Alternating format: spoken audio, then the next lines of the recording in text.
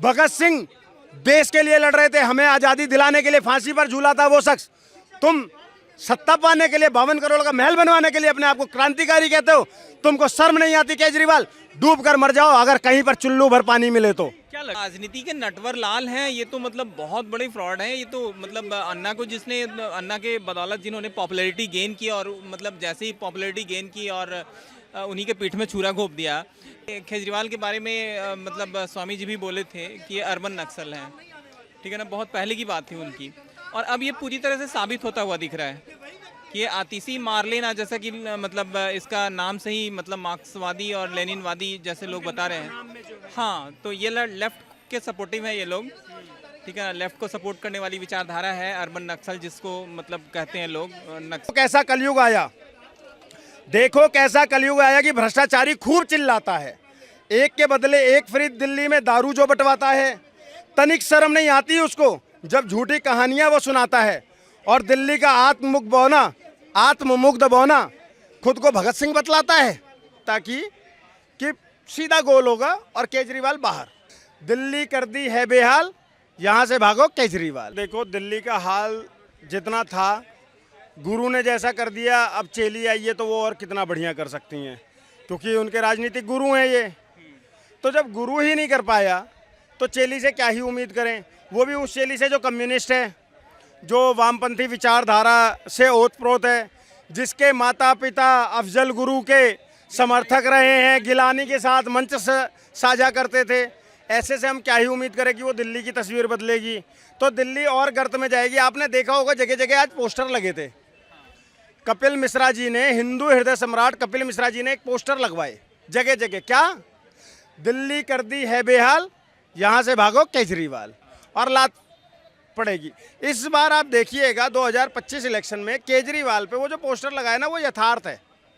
वो लात पड़ेगी ऐसी जनता की कि सीधा गोल होगा और केजरीवाल बाहर, समझ रहे? या फिर सौरभ गांगुली का छक्का पड़ेगा जनता का कि बाहर। जनता के चुन लेने मात्र से कोई अपराधी पाक साफ हो जाता है, तो क्या अरविंद केजरीवाल ये बोलेंगे कि लालू यादव ने चारा घोटाला नहीं किया था?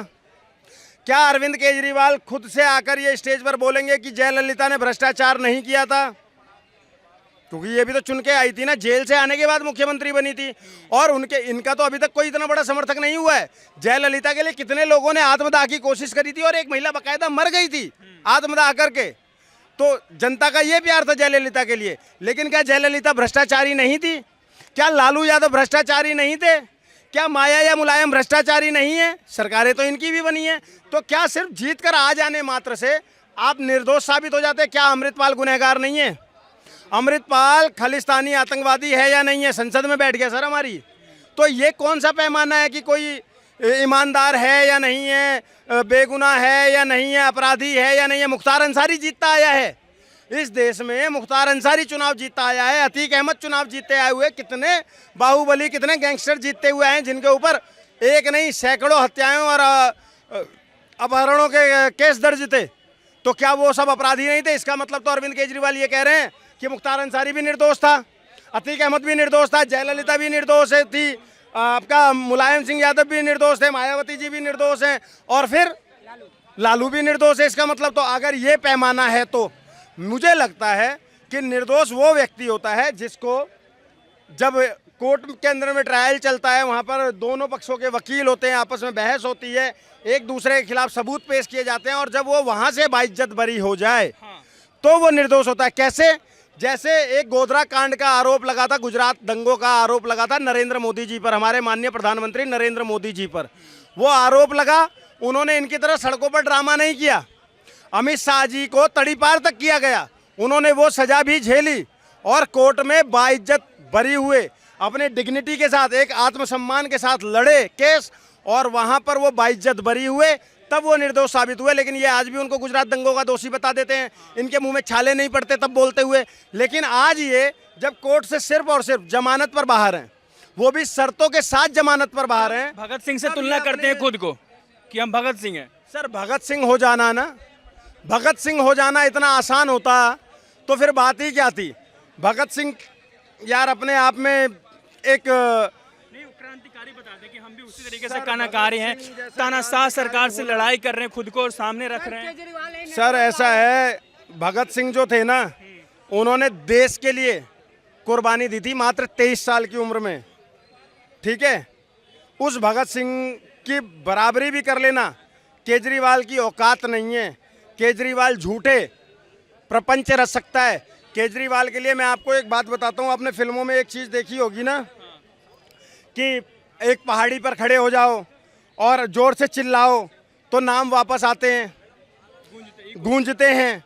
जब केजरीवाल जी का वो होता है ना सर, तो उसमें भी नाम गूंजते हैं। आप जोर से चिल्लाइएगा, कुतुब मीनार, पहाड़ों पर भी नहीं जाना, दिल्ली के कुतुब मीनार में खड़े होइए और जोर से चिल्लाइए केजरीवाल। वहाँ से पता है आवाज़ें क्या निकल कर आएंगी? वहाँ से आवाज़ें निकल कर आएंगी फर्जीवाल, खुजलीवाल, रंगासियार, गिरगिट, इस टाइप की वो निकल कर आएंगी। समझ गए सर? अच्छा, एक सवाल और उठता है, उनका नाम तो आपने सुना ही होगा, अतिशय मार्लेना, मार्क्स और लेनिन से मिलता जुलता नाम है। हाँ। इस उपनाम को लेकर भी बहुत बहस हो रहा है, होना चाहिए था नाम को लेकर? सर नाम को लेकर बिल्कुल होना चाहिए था। मैं उसका कारण बताता हूँ कि आम आदमी पार्टी जब राजनीति में आई, जब इन्होंने अपनी पार्टी बनाई, तो इन्होंने कहा था हम जात धर्म से ऊपर उठकर राजनीति करेंगे और हम जाति और धर्म को कभी हावी नहीं होने देंगे। लेकिन आज मैं एक पैटर्न देखता हूँ कि जब सिसोदिया को बोलकर अगर नाम मनीष सिसोदिया बोल दिया गया, सिसोदिया पे ये लोग कहते हैं कि राजपूत समाज को बोल दिया गया। मनीष सिसोदिया पूरा राजपूत समाज नहीं है। इंद्रेश द्विवेदी मैं हूं तो मैं पूरा ब्राह्मण समाज नहीं हो सकता हूं। मैं ब्राह्मणों का एक अंश मात्र हूं, मैं पूरा ब्राह्मण समाज नहीं हूं। अगर मैं गलत करूंगा तो मुझे बोला जाएगा और मेरे नाम के साथ बोला जाएगा कि द्विवेदी ने, फलाने द्विवेदी ने ये कर दिया। It doesn't mean. ये लोग क्या करते हैं, आज आतिशी मार लेना, जो सारी दुनिया जानती थी, आतिशी मार लेना नाम है उनका, मार्क्स और लेनिन को मिलाकर, ठीक है। मतलब मार्क्सवादी विचारधारा की थी, वो कम्युनिस्ट थी। आज एकदम से ऐसी क्या मजबूरी आई आम आदमी पार्टी की कि आशुतोष सेंगर कंटिन्यू ट्विटर पे नाम लेकर बोल रहा हूं मैं, आशुतोष सेंगर कंटिन्यू ये बताने पे तुला हुआ है कि आतिशी सिंह तोमर नाम है उनका, वो तोमर वंश की ठाकुर हैं। ये बताने की क्यों जरूरत पड़ी? मतलब कि तुम जाति पे वो कर रहे हो, समझ गए? तो बहुत सिंपल सी कहानी ये है कि आज आप जाति और धर्म पर राजनीति करने लग गए हो। आज अगर विकास दुबे एक दुर्दांत अपराधी था, उसका एनकाउंटर होता है तो संजय सिंह ट्रेंड चलाने लगता है कि ये सरकार ठाकुरों की है इसलिए ये ब्राह्मणों को मार रही है, तो कभी यादवों को मार रही है। ऐसा नहीं है भाई साहब, अपराधी अपराधी होता है, चाहे वो ठाकुर होगा, चाहे वो ब्राह्मण होगा, चाहे वो यादव होगा, चाहे वो मुस्लिम होगा, अपराधी अपराधी है, वो ठोका जाएगा। सवाल उठता है, अतिशी को क्यों सीएम बनाया गया? संजय सिंह थे, मनीष सिसोदिया थे, राघव चड्ढा भी थे, क्यों वही बनी है सीएम? मेरा सवाल है। बगावत के भी सुर निकल सकते थे ना? सर बहुत क्रांतिकारी प्रश्न किया है आपने, बहुत ही क्रांतिकारी प्रश्न। इसका जवाब देता हूं अब आपको। ऐसा था, अगर संजय सिंह को ये बना देते मुख्यमंत्री या मनीष सिसोदिया को बना देते, तो पहले तो मनीष सिसोदिया से ये डर था कि 1.5 साल मनीष सिसोदिया जेल में रहे, ये निकाल नहीं रहे थे उनको, उसका कहीं बदला ना ले लें, ठीक है। दूसरी चीज़, संजय सिंह या मनीष सिसोदिया से इनको ये डर था कि अगर इनको मैं मुख्यमंत्री बनाता हूं, कल को ये पूरी पार्टी की कमान अपने हाथ में ना ले लें और मुझे बिल्कुल वैसे ही लात मारकर पार्टी से ना निकाल दें जैसे योगेंद्र यादव को निकाला गया, प्रशांत भूषण को निकाला गया, आशुतोष को निकाला गया, समझ गए, कुमार जी को निकाला गया।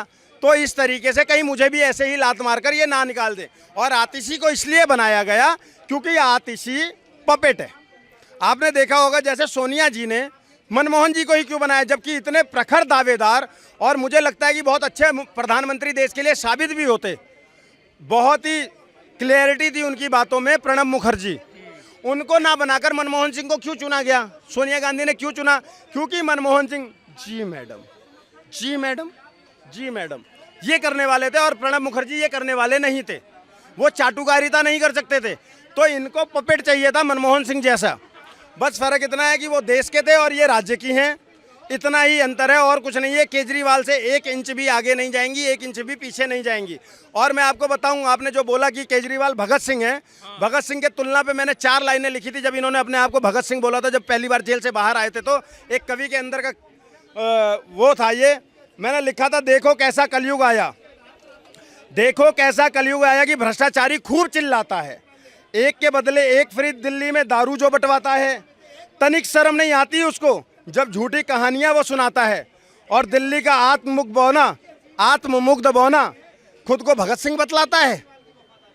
नाखून बराबर भी जिस दिन तुम, अब ये केजरीवाल से डायरेक्ट कह रहा हूं, नाखून बराबर भी जिस दिन तुम भगत सिंह बन जाओगे, सच कहता हूं केजरीवाल खुद से नजरें न मिला पाओगे। 23 वर्ष की उम्र में भगत ने हंस के फांसी चूमी थी। 23 वर्ष की उम्र में भगत ने हंसकर फांसी चूमी थी।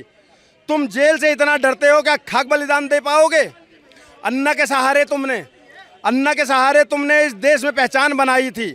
लाख किया मना तुम्हें, फिर भी पार्टी तुमने बनाई थी। जनता ने विश्वास किया और तुमको सत्ता दे डाली। याद करो उस कसम को जो तुमने अपने बच्चों की खाई थी। तो केजरीवाल वो दोगला इंसान अपने आप को जब भगत सिंह से कंपेयर करता है ना, तो आत्मा रोती है। क्यों रोती है? कि भगत सिंह, राजगुरु, सुखदेव, खुदीराम बोस और ऐसे अनेकों बलिदानी, हमारी झांसी की रानी, राणा प्रताप तो चलिए बहुत पुराने हो गए, लेकिन आज़ादी की अंग्रेजों से जो लड़ाई लड़ रहे थे, झांसी की रानी 23 वर्ष की उम्र में एक महिला बच्चे को पीठ पर बांधकर अंग्रेजों से लड़ रही थी। शराब फ्री में नहीं बंटवा रही थी अपनी जनता में। भगत सिंह देश के लिए लड़ रहे थे, हमें आज़ादी दिलाने के लिए फांसी पर झूला था वो शख्स। तुम सत्ता पाने के लिए 52 करोड़ का महल बनवाने के लिए अपने आप को क्रांतिकारी कहते हो। तुमको शर्म नहीं आती केजरीवाल? डूब कर मर जाओ अगर कहीं पर चुल्लू भर पानी मिले तो। क्या लगता है जिस तरीके से वो माहौल बना रहे हैं दिल्ली में, घूम घूम कर बता रहे हैं कि मुझे बीजेपी ने फंसाया, हमको फिर से चुन करके लाइए, क्या फिर से वो आएंगे चुन करके? जनता उनको लाएगी? सर मुझे नहीं लगता। इस बार जनता इतना जान चुकी है, समझ चुकी है। 2 बार इनको सत्ता दी, 2 बार की सत्ता में इन्होंने अभी तक कुछ भी डिलीवर नहीं किया। इन्होंने कहा था कि बिजली, पानी, बस फ्री। मैं बता रहा हूँ, इन्होंने कहा था कि हम लोग जमुना साफ कर देंगे। ठीक है, पहले 6 महीने में जमुना साफ कर देंगे।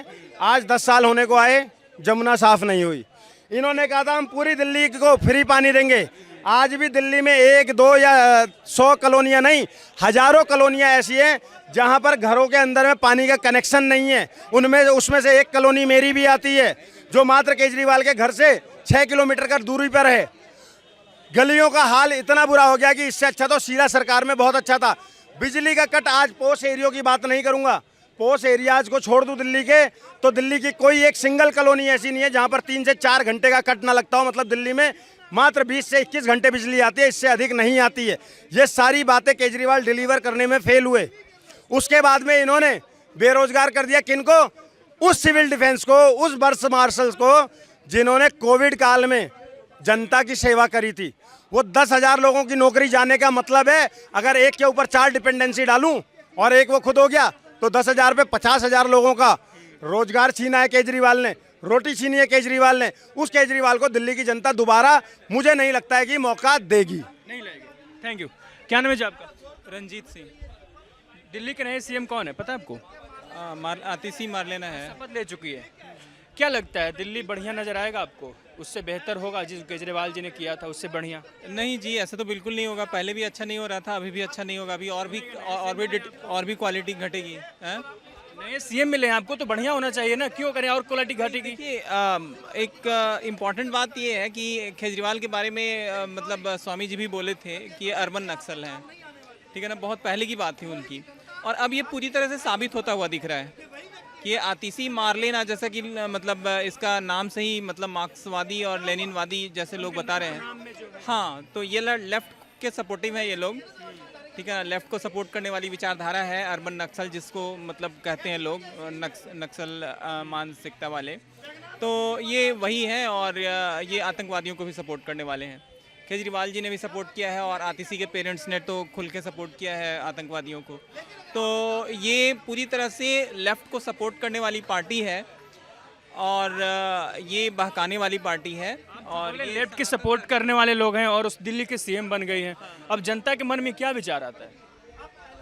जनता, देखिए, जनता इनको वोट तो पहले की थी और जनता अभी भी वोट कम करेगी, ये तो डेफिनेटली कम करेगी।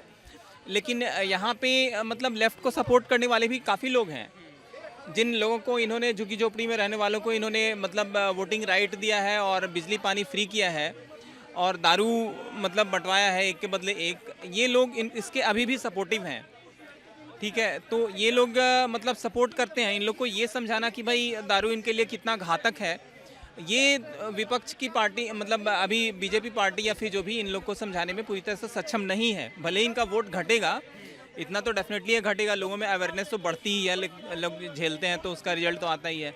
लेकिन ये अभी भी ये बहुत ऊपर सीटों पे हैं और उससे कम तो डेफिनेटली होगा, हो सकता है ये हारें। क्या लगता है कि वो जिस तरीके से बोल रहे कि मैं पाक साफ हूँ, साफ सुथरा हूँ, मुझे बीजेपी ने फंसाया है, मैं जनता को बताऊंगा, मुझे जनता फिर से चुन करके लाएगी, ये सब चीज़ें हो पाएगा? तो राजनीति के नटवर लाल हैं, ये तो मतलब बहुत बड़े फ्रॉड हैं। ये तो मतलब अन्ना को जिसने अन्ना के बदौलत जिन्होंने पॉपुलैरिटी गेन की और मतलब जैसे ही पॉपुलैरिटी गेन की और उन्हीं के पीठ में छुरा घोंप दिया, तो मतलब सोचिए अन्ना कितने मतलब जिसके लिए पूरा देश खड़ा हो गया था कभी, एक मतलब आर्मी के बैकग्राउंड से मतलब डेवलप हुआ एक ऐसी मानसिकता जो देश के लिए कितनी बड़ी विरासत थी, और उसको इसने उनके साथ चल के मतलब एक तरह से उनको ऐसा धक्का दिया कि वो जो कर रहे थे वो अल्टीमेटली उसको छोड़ दिए, है ना। आप साथ में एक टीम बना के कर रहे हैं और साथ में चलते चलते आपने मतलब जो आपने कमिटमेंट किया है, जो मतलब आपका प्रॉमिसेस हैं, उससे हट के आपने कि पार्टी राजनीति पार्टी बनाऊंगा, तो उसके लिए कोई लिखित तो ये था नहीं अन्ना का कि तुम ऐसे नहीं करोगे। उन्होंने तो मतलब बस